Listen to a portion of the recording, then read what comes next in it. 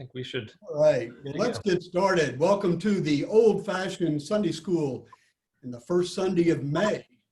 I'm George Maxwell, and you have joined the Cathedral of St. Philip. We are glad to have you.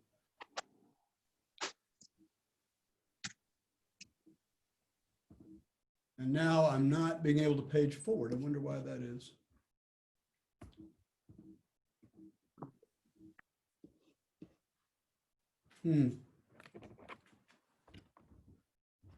If I do full screen, I can't see you.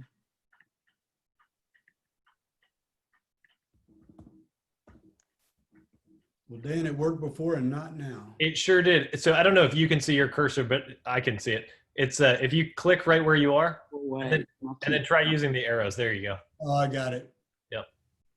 So I know some of you have seen this, but I'm embracing this morning, so I want you to see this little cartoon.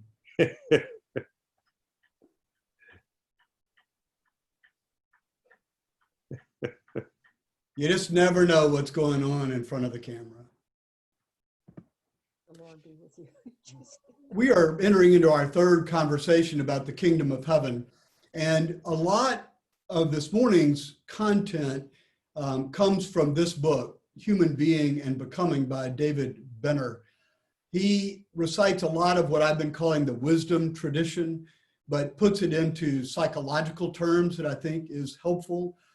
As we've discussed, a lot of what we're doing is taking classic spirituality, at least the contemplative dimension of it, and then adding in the last 100 years of psychology in order to talk about how the presence of God might be available to us and how we might grow into that presence. I find this particularly interesting in that it blends psychology and spirituality in a way that I can see in my own life. I can touch in my own experience. It just resonates with me in a more powerful way. Of course, this book is available at the Cathedral Bookstore, and you can shop at the bookstore by going online while we are closed. Let's start our class the way we normally do with the 10th verse of the 46th Psalm. So I will recite the psalm, "Be still and know that I am God," and each time take a word away. I stole this from Richard Rohr in his book, Everything Belongs. So I invite you to breathe in while I'm reciting the verse and then repeat it to yourself as you breathe out. Be still and know that I am God. Be still and know that I am. Be still and know. Be still. Be. And of course, we remember this morning all those who are taking care of us, from nurses and doctors to that wonderful person who delivers groceries to my doorstep 4 times a day. All right, we're going to talk this morning about 2 things. First, consciousness itself, and second, how you expand consciousness. The premise we've developed in previous conversations about the kingdom of heaven is that one part of the kingdom of heaven is here, now, on earth, in our lives, and that we expand our consciousness as we become more aware that that's what Jesus was talking about, and that's how Jesus was advising us to follow him, to become like him. So let's first look at the gift of consciousness, which I am somewhat jokingly say in the parenthetical is sometimes referred to as the fall. You will remember that when Adam and Eve ate of the forbidden fruit, what they gained from that was self-consciousness, which immediately led them into shame and caused them to run and hide from God. But there's a great gift in that gift of consciousness. And even though it is a foundation for how we return to God, it's useful. And so it's not all evil and it's not all bad. And in some cases, the fall, I think, is misnamed. The ability to be conscious is one that is of great use and service to us. I love this image of consciousness. It's almost like our brain works like a computer. You know, the basic program in a computer with ones and zeros, positive charges in the absence of a charge. And all of the power of the computer is somehow works on top of that very basic platform. And our minds work much the same way. Our egos tend to distinguish between us and what isn't us, between this and that, or good and bad. And all of our perception of the world is governed by that kind of distinctiveness. We don't look at the whole in this part of our brains. We're looking at right is in front of us, which is very scientific if you think about it. Science is often pulling out of the whole a particular thing and then looking at it very intensely. And our egos do exactly that. The one thing that we have learned over time, the mystics intuited this very early. We've developed it through our Christian spiritual traditions, and science is now validating all of this, is that we have to get beyond that simple ego functioning. We have to move beyond that basic computer, if you will, in order to see the whole. And we are able to see the whole, but it's outside of our rational brain functioning. So what the mystics have said is that we often spend our lives walking around like we're robots. Now, I've given you an image of my favorite two robots. Nevertheless, and some of us have revisited our relationship with these two robots in the last 50 days as the Star Wars movies have popped up on Netflix as being very, very popular. But this is an image that the mystics use that I find very helpful. And that is, we spend our life as if we're mindless robots. We are functioning at only on that level of our ego brain that is distinguishing, and that's necessary for life, but we're sometimes missing the larger picture.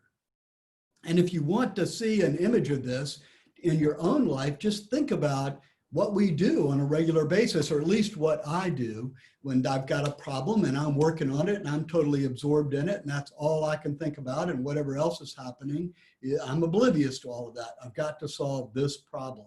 And I'm carving away those things that are irrelevant and focusing on those things that I think matter. And that's that distinguishing function of our ego brain working very effectively.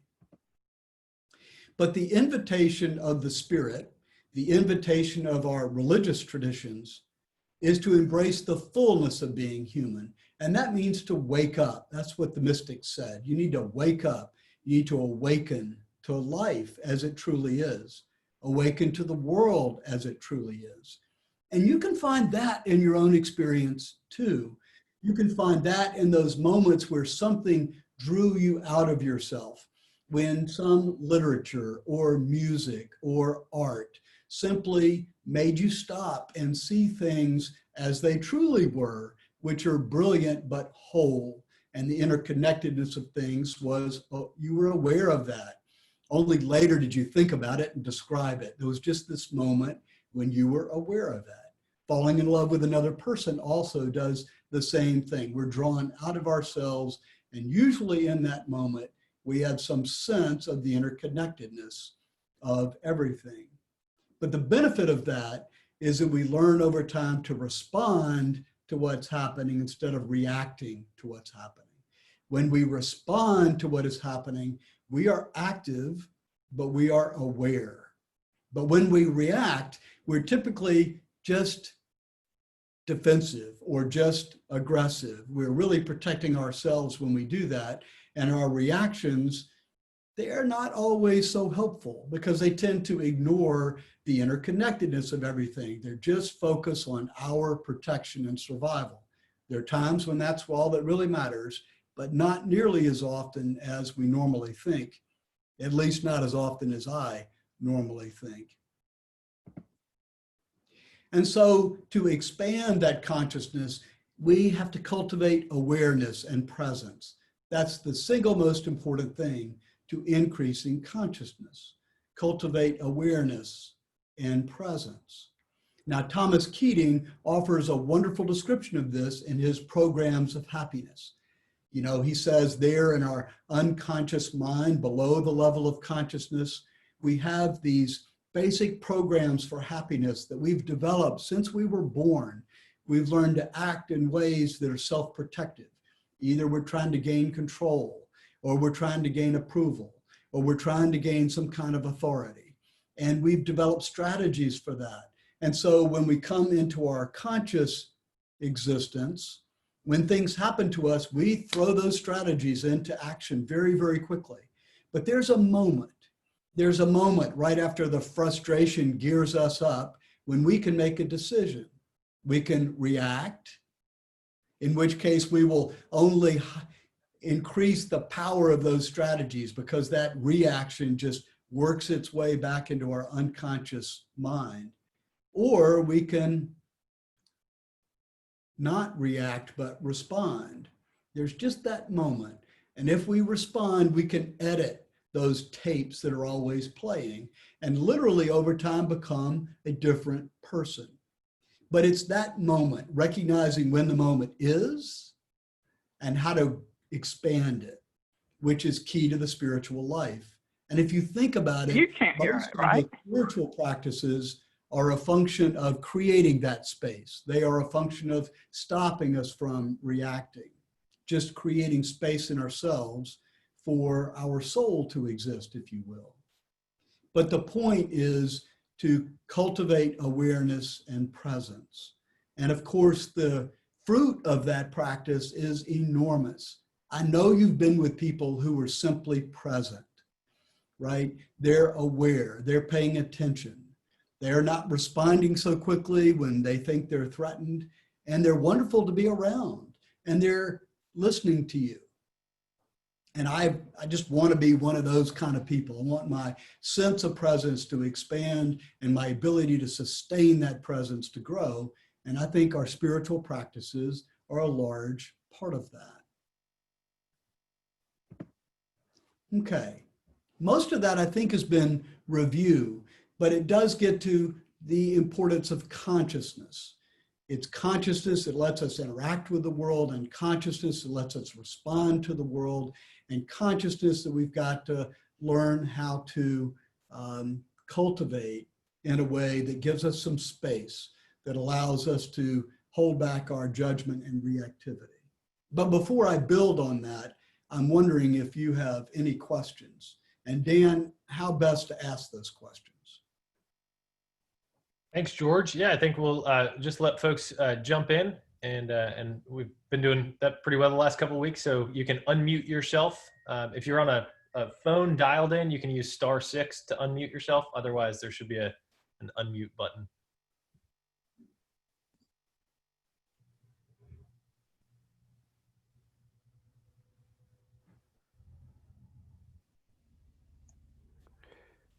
George, Yes. this is Charles Madry sitting here with Rose. Good morning, Charles and Rose. Good morning. Let me go back to what you just said about reacting. I'm going back maybe 4 or 5 months ago. We had the discussion on having a pause between a stimulus and a reaction. What you just said was not exactly the same thing. What I heard you say, there's a stimulus, and then you should embrace or reach out. Should we not have a pause and think about where we're headed before we head that way? Because I think that point that you made some months ago about having a pause between stimulus and reaction was a very good one. I know a lot of people I wish would do more of that. No, thank you very much, Charles. Whatever I said, that's what I should have said. and that kind of concept I get from Viktor Frankl, who developed his own kind of psychology coming out of his experience of the concentration camps of World War II. But I've also analogized that to what Christ did when that crowd was gathered to stone the adulterous woman, and Christ was writing in the dust. Do you remember that Bible story? And he didn't say anything. He just wrote in the dust for a while. which I've interpreted to be he created that pause when the reactivity could sink a little bit and we could then decide what to do in a more thoughtful way. The very same idea can be found in the spiritual exercises from St. Ignatius in section 23, which is the foundation of those exercises. So Charles, you're absolutely right. And that concept you can see across almost every spiritual tradition I've had the privilege of looking at. But incorporating that in our lives, requires that we become, kind of self-aware enough to know when we're about to react. Because if we don't pause right away, this is my theory, but there's some science behind it as well. If we don't pause right away, our body literally will generate some chemicals, adrenaline and other chemicals that take us into a highly reactive stage, and it's harder to do it then. So a lot of the contemplative practices, I think, are designed to allow us to separate ourselves from our thoughts. We don't become our thoughts, and that gives us the ability to pause. So Charles, thanks for clarifying that. And I think, as usual, you're exactly right. I know Rose agrees with me. Done some great education in Chapel Hill, George. Hey, George. Yeah. It's John Bean. I have a question for you. So you're gonna tell us the best ways to cultivate presence and awareness? I am. Okay. In fact, thank you. Should I use that as a segue to go forward, or does anybody else have a? Barbara Pendergrass has her hand up. So Barbara, you are, unmuted, and I think you're good to go. Okay. You may be addressing this, George, but in response to Charles's question, you've talked before about welcoming prayer, and that's a way to stop, let it in, and let it go. But it stops that programs of happiness cycle. So I didn't know if you're bringing that up or not, but welcoming prayer is considered consent on the go. And Cynthia Bourgeois writes about that too. People want to read more. No, thank you. I think that's right. And since I'm not going to talk explicitly about spiritual practices going forward, let me just kind of expand on, or Barbara could if I let her, but I'll expand on what she said. For me, anyway, centering prayer, which is about letting go of your thoughts in a meditative state. Lectio Divina, which is about reading scripture in a way that has as one of its elements the very same practice. And the welcoming prayer, which grew out of part of Lectio Divina, are all meditative practices that enable you to do exactly that. The beauty of them is they don't take that long, and they tend to work very quickly. So if you're like me and you're a bit impatient, if I start going to the gym, I expect to begin losing weight right away, and these practices, which are lifetime practices and should be approached that way, nevertheless, in as little as 2 weeks, will start yielding some tangible results. So John, that's a partial answer to your question. And Barbara, I wonder if you want to expand on that.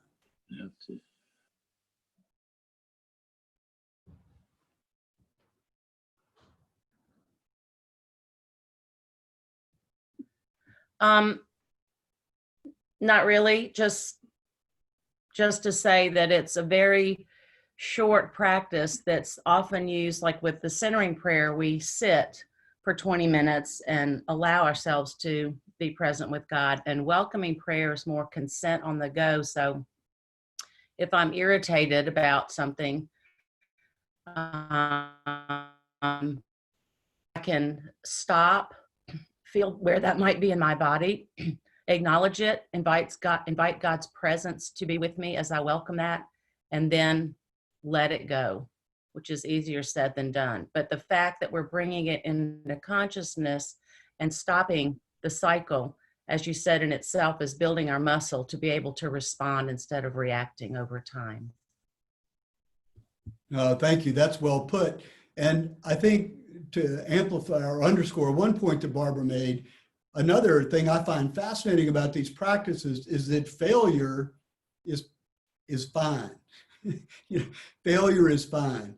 because you're still working on it and you've got the rest of your life to improve. So there's this wonderful story of a woman going to one of Thomas Keating, who was part of the crew that really brought centering prayer back into our awareness, if you will. And a woman in one of his workshops, after finishing a session, said, "Gosh, Father Thomas, I'm no good at this at all.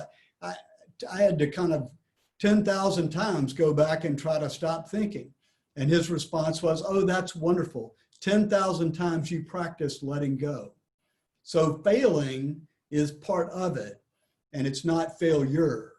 You might remember when we were talking about the welcome prayer, I told the story of the cherry tomatoes that came tumbling out of my refrigerator. And this is the context of when I talked about the welcoming prayer. My wife said, "Gosh, it'd really be good if you'd give some personal stories."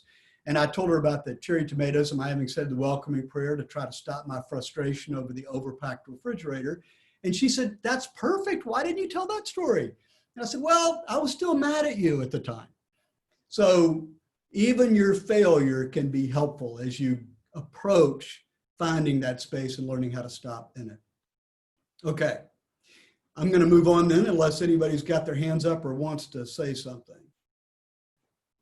All right, thank you.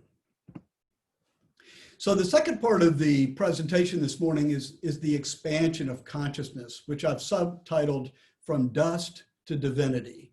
From Dust to Divinity. Now, often we think that our growth in consciousness or our becoming more human or our becoming more mature is kind of like a caterpillar becoming a butterfly. There are these stages of growth, and we go in nice sequential fashion from one to the other. We start off as a caterpillar, but if we do what we're supposed to do, engage in our practices, we should attend church and pledge regularly, we'll come out as a butterfly. And I want to say, as attractive and appealing that is, and as often as that is preached by many folk, I think it's not true.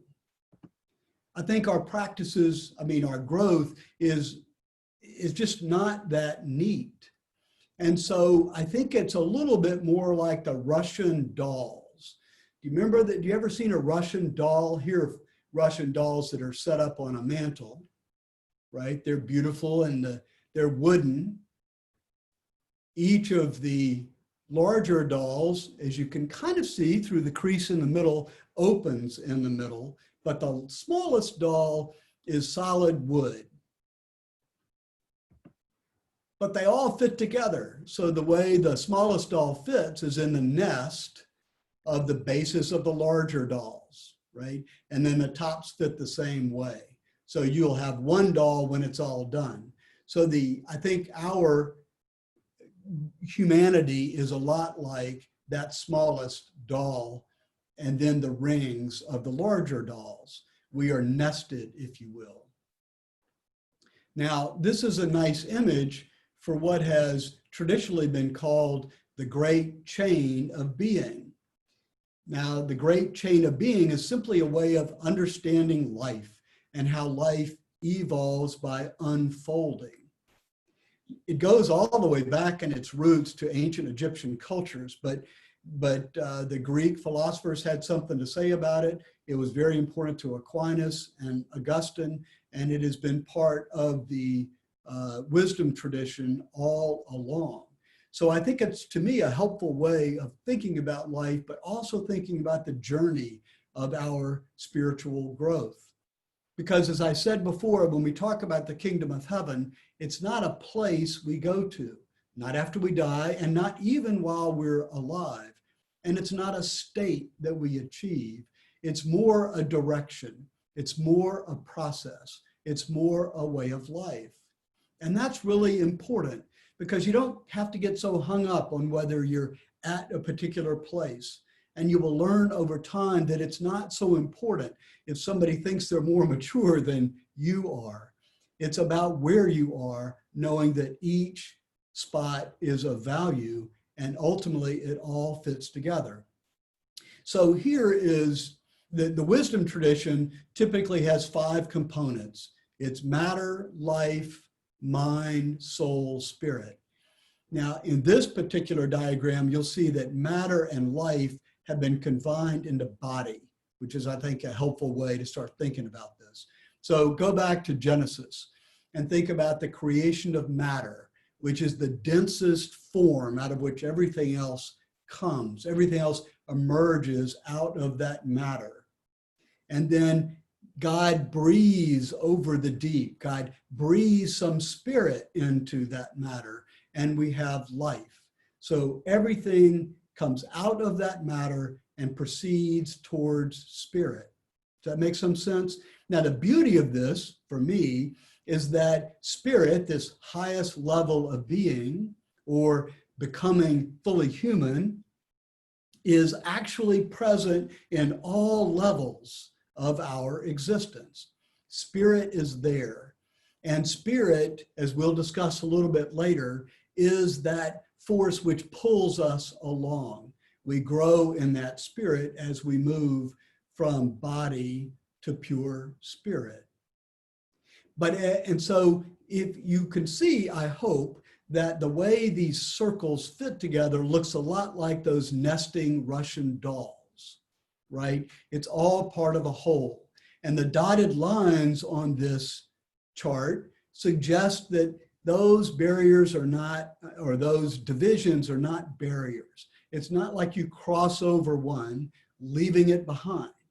And so as you grow, your maturity casts off the old thing like a snake skin and moves on to something that's bigger and brighter and shinier.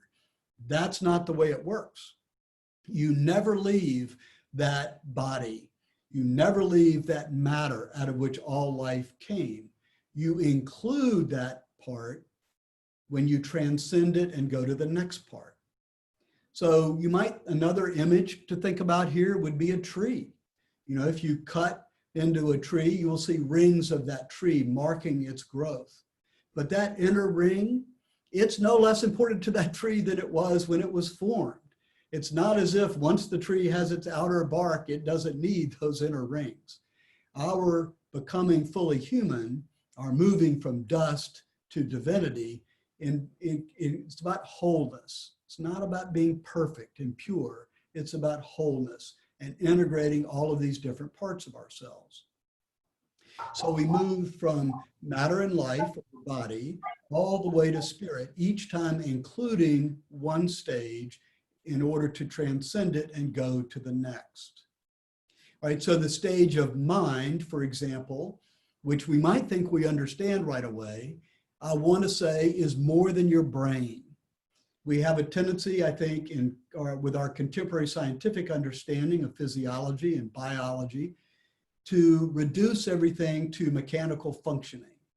But just as Newtonian physics gave way to Einstein's formula, and just as all the mechanical views of the world have given way to physics that understands the world in a different way, so it is that we are more than just the brain and its functioning. It's good to know how that works, but the mind is more than that. It's more than reason. It's consciousness. It's more than thought. It's more than will. It's more than imagination. It's more than emotion, but it includes all of those things. So the mind, the way we think of it, is the place where consciousness first resides. Then we go to the soul. Now, the soul is a descending force. That is, a soul takes us down into the details of ourselves and into the ordinary grittiness of life. So suffering and struggle are often happening here. It is the part of us that is engaging in everyday life. The part of us that is kind of between things that happen and how we react to them. So that space we're talking about happens, I think, in the soul. And then finally, there's spirit, which has been conceived in the wisdom tradition as the fire in the belly, or your purpose and direction. If you think you want to have a purpose in life and that's your guiding force, that's the spirit at work. It's like the fire in the wind. It moves us and it animates us. So as we move through each of these stages, as we include and transcend, we are constantly growing and expanding our consciousness to include all of these different elements. And you can get a sense how we're not fully human if we don't have a full dose of spirit.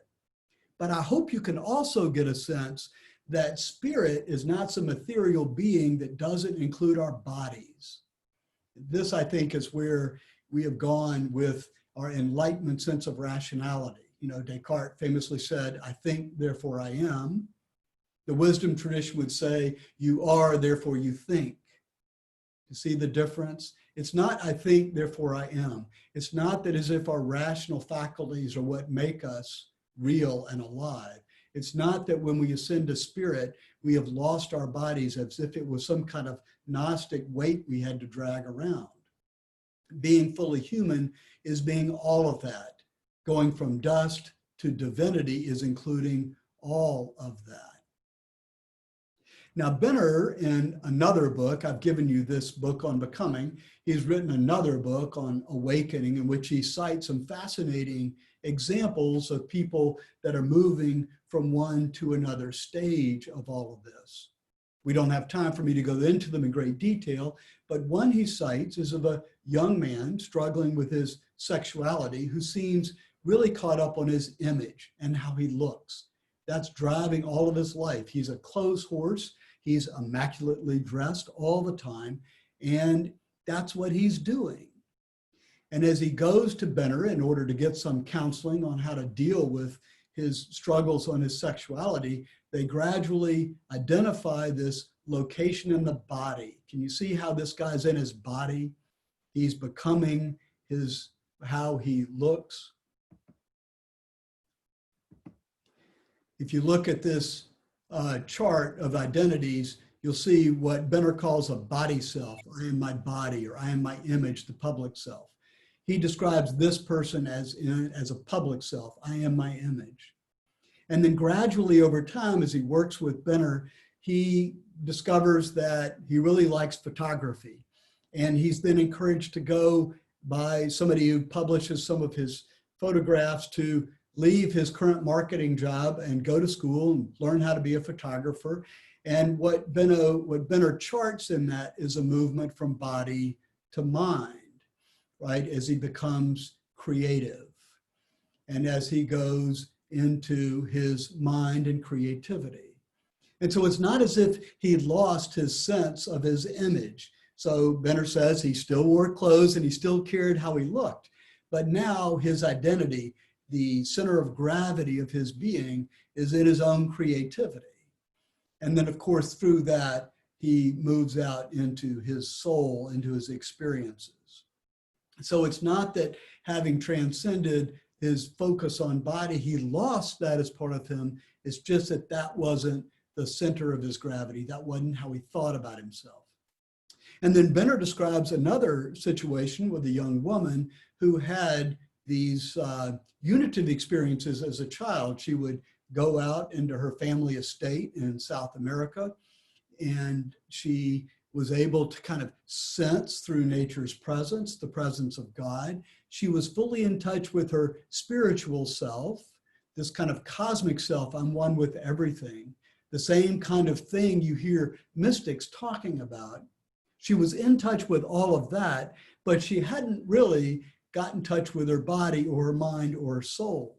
So her path of becoming fully human wasn't a nice movement from body to mind to soul to spirit. Instead, she had to go back and pick up this sense of her body and her mind and her soul, which is what she had to do. That's an indication of how, I think, you don't go from being a caterpillar to being a butterfly.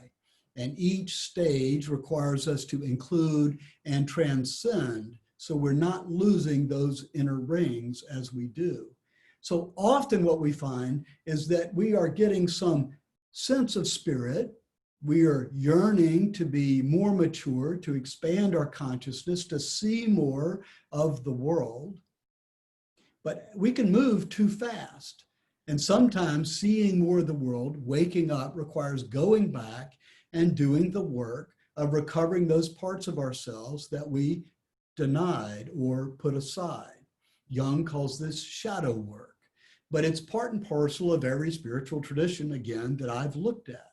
So going back and being fully aware of ourselves is a necessary element to becoming fully present to the world. Margaret Silf, whom we've had at the cathedral as a speaker at our spirituality conference, in her book, Inner Compass, has a wonderful image of this. She said she had a dream as she was about to move from kind of one level of being to another. She had this interesting dream. And at the dream, she had left the stone cottage in which she was living, and she walked out to the edge of a river, a fast flowing river, but there was no bridge or any other way to get across. And Jesus appeared, and Jesus appeared carrying a large stone. Jesus put that stone into the river, and Self said she found the courage inside of herself to take a step onto that stone. And then she would stand there. And each day, Jesus would come back with another stone and put it in the river. And each day, she would take another step onto that stone. And still suddenly one day, she found herself in the middle of the river in the fastest of the currents, and Jesus didn't show up. And so she became anxious about when Jesus would come. And it was at that point she turned and looked behind her and realized where the stones had been coming from. Jesus had been dismantling her stone cottage, that home that had been her sense of identity, where she had felt a sense of belonging all of her life. He was dismantling that cottage and using those stones to allow her to get across the river. I love this image for all of our spiritual growth. A lot of times it's about taking what we thought was our past and using it to move on to our future. But in using it, we're going to see it in a different way, and it's going to become part of our life in a different way. But I leave you with that image of that cottage being dismantled by Jesus as Sylph makes her transition from one bank of the river to the next. Again, from dust to divinity. So expanding our consciousness, making us more aware, making us more present in the world is a lot about waking up. And it's a lot about seeing what was there all the time. Because we believe that God was present all the time. When we talk about the presence of God, we're talking about a continuous presence. We don't always know that God is there. He's always there. It's kind of why I don't like the term seekers. We have to go find Jesus. We really don't have to find Jesus. Jesus is not out there somewhere. We simply have to recognize Jesus's presence. And Barbara has helped us talk about some of the practices that allow you to do that. And we'll talk more about them next week as we delve deeper into the subject.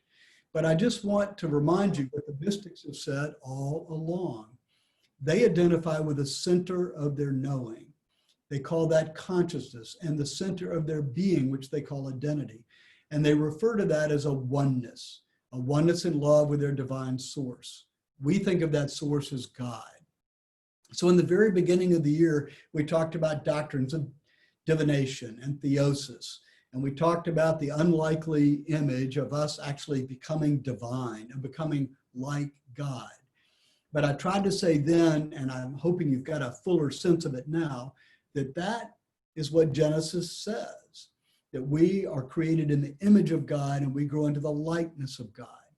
We don't become God, as Meister Eckhart reminded us, but we become one with God.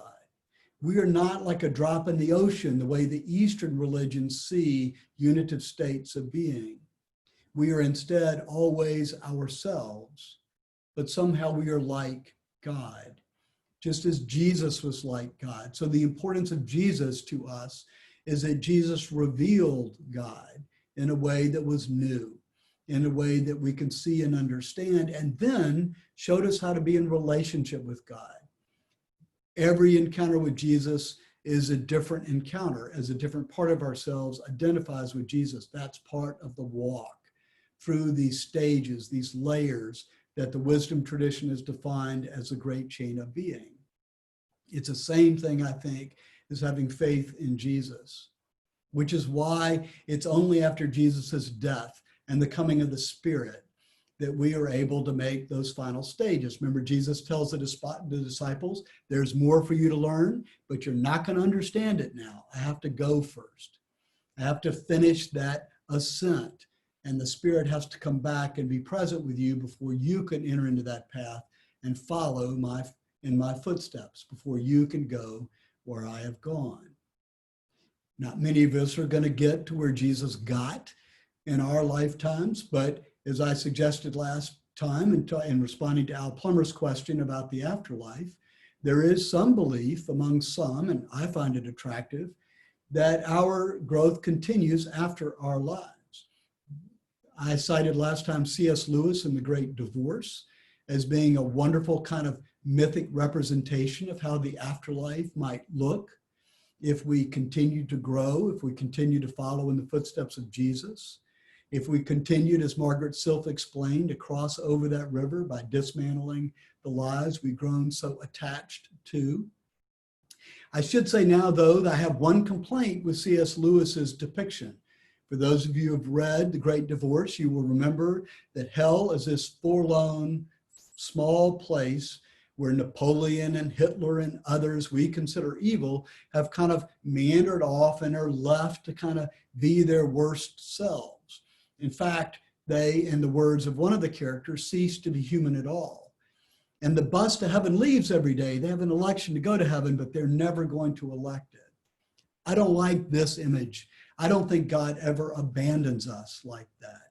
Yes, we have to elect to follow God, or as Barbara said, we have to consent to the presence of God, but I don't think God ever leaves us. So I don't think we can ever become the way C.S. Lewis depicts Hitler or Napoleon, kind of lost entirely. I don't think that's the way God operates. Okay. I want to kind of also remind you of Cynthia Bourgeau's quote in her book, Centering Prayer and Inner Awakening, a book I recommend, of course. She says, as we move toward the center, our own being and the divine being become more and more mysteriously interwoven. And I would suggest that for many of us, while we are moving out, we are through in our call by the Spirit, we're moving out in those rings of that great chain of being, we often are losing touch with the inner ring at the same time. So for us in our place now, remember that great chain of being has been around since before Christ, but each new age has its own kind of challenges. And I think one of our challenges is not to get stuck in the mind part of that Russian doll nesting. We understand we want to move to spirit, but I'm suggesting we also have to move back and pick up our bodies. We also have to learn to feel the presence of God in our bodies. And when we talk about things like the welcoming prayer, the first thing that you're going to have to work on as you work on the welcoming prayer is recognizing sensations in your body. That's one of the key sources of knowledge about when that moment that Charles reminded us of is going to come. When you get to know your body and you get to know how anxiety works in your body, you'll know that moment is about to come long before your brain ever engages. So I'm hoping, as we have talked about this nesting, that moving from dust to divinity, growing and expanding our consciousness, is all about becoming more human. And that's what Jesus was about, becoming more human, becoming fully human, as the 4th century Bishop Irenaeus said. Remember Irenaeus, the glory of God is a human being fully alive. I think that's a good purpose for all of us. How do we become fully alive? Knowing, as Paul says in Colossians, that Jesus is the image of the invisible God. For in him all things in heaven and on earth were created, and in him all things hold together. This great nesting, this great chain of being, it may come out of the wisdom tradition, and it may be shared by many other religious and spiritual traditions, but it is deep in our biblical understanding of Jesus and God. I think as we continue to explore it, or at least I hope, more of what Jesus actually said more of what Paul actually said, more of what Isaiah actually said, more of what Genesis actually says will have new life for you, because you'll see how it fits together and how it's designed to encourage you, to lead you, to guide you forward. And you won't have to accept it as some belief. You'll be able to feel it in your body, experience it in your soul, and see it in your life. That's, of course, the ultimate ground truth of what we're talking about. My hope is that when you leave this class, you'll be able to see these things in your lives. And if you can't, then I'm just not doing a very good job. All right, we're at time, but I'm going to take some liberty since you don't have to Zoom into service until 11:15. Do you have any questions? John, you've got your hand up and you're Yes, yes, I do, George. I There have you go. a quick question. Benner's concept of discovering one's spiritual self reminds me very much of Maslow's hierarchy of needs and achieving self-actualization. Do you have any thoughts about that? Yes, and Benner does as well. He would say they're great. There's a lot of similarity there, particularly in Maslow's concept of peak experiences, that kind of the experience in that outer ring of spirit, which, as we've discussed, can be a state that is just an experience that you have that is fleeting, or a stage, a way that you come to understand things, corresponds very closely with Maslow's notion of peak experience. And so, and of course, the body stage also coordinates very nicely with Maslow's notion of meeting those needs before you can grow. The difference, I think, is that while I'm not sure about this, I think Maslow has more of kind of a linear concept, and the nesting of the great chain of being really, I think, gives more value to those early stages and sees a greater role for them to play in the latter stages.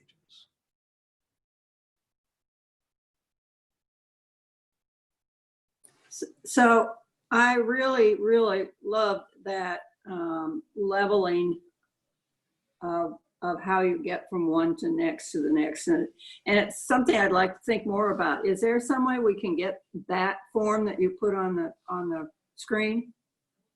Well, all of these slides will be posted on the website, and you can access them under old-fashioned Sunday school. I can send it to you if you don't find it. Benner's book that I recommended, which, by the way, is a small book and easy to read, that chart's not in that book. There's another book which is not small and not easy to read, which why I didn't recommend it to you, and it comes from that other book. But I'd be happy to send it to you.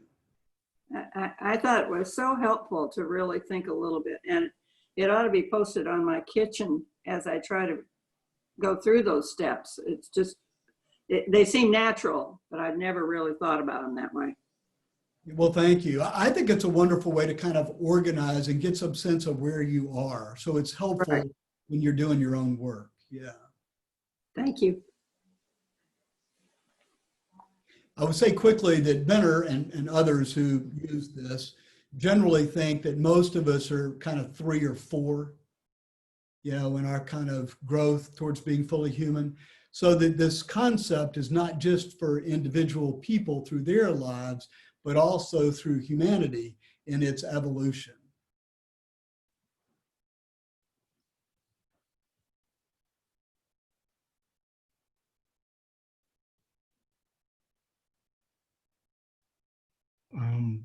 George, this is deep stuff. I just want to make sure I understand. It sounds like it's not linear. And so it's not like you're going on the journey, that continuum step by step by step.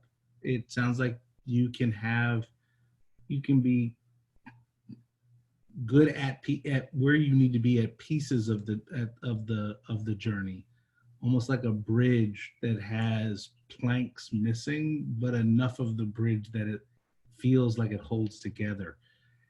How do you make sure that you don't have a false sense of the bridge being in place, and therefore able to say, you know what, I'm missing this plank of soul, this plank of body, this plank of spirit? or is it truly linear? No, I don't think it's linear, which is why I think that if I could get back to that slide, why he 18, the one right after. That was the one that. why he talks about in terms of spiral dynamics. You know, you're like this cone, you're moving, you can't really see it as well, but it's matter, and his body, mind, soul, and spirit in this cone, and you're swirling up and swirling down, but you're always moving in it. My own sense of it is you do have a false sense of where you are, and I don't care who you are or where you are, right?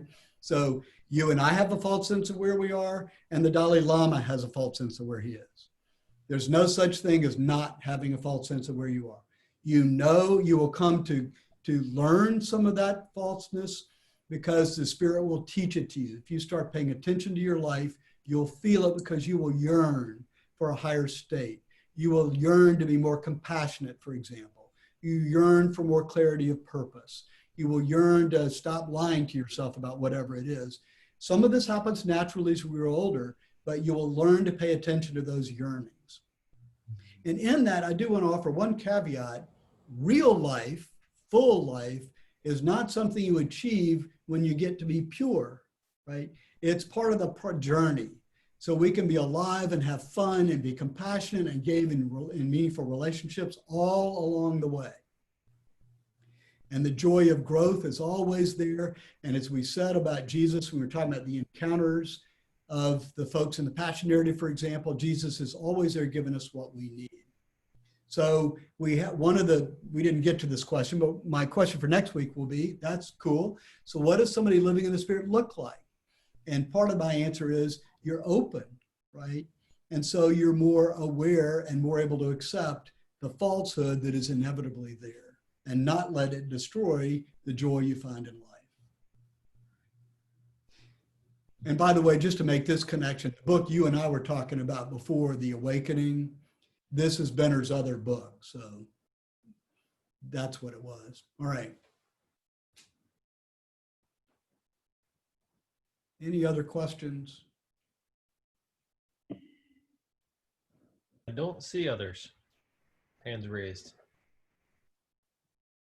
Okay, well, thank you. So I know this is a lot of information, and I know it's somewhat deep.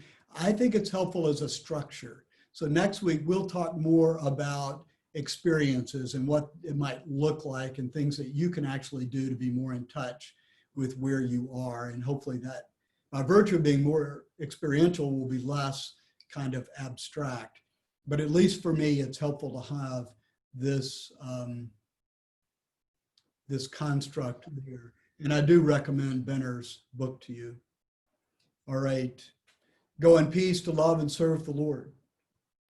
Thanks. Thanks be to God.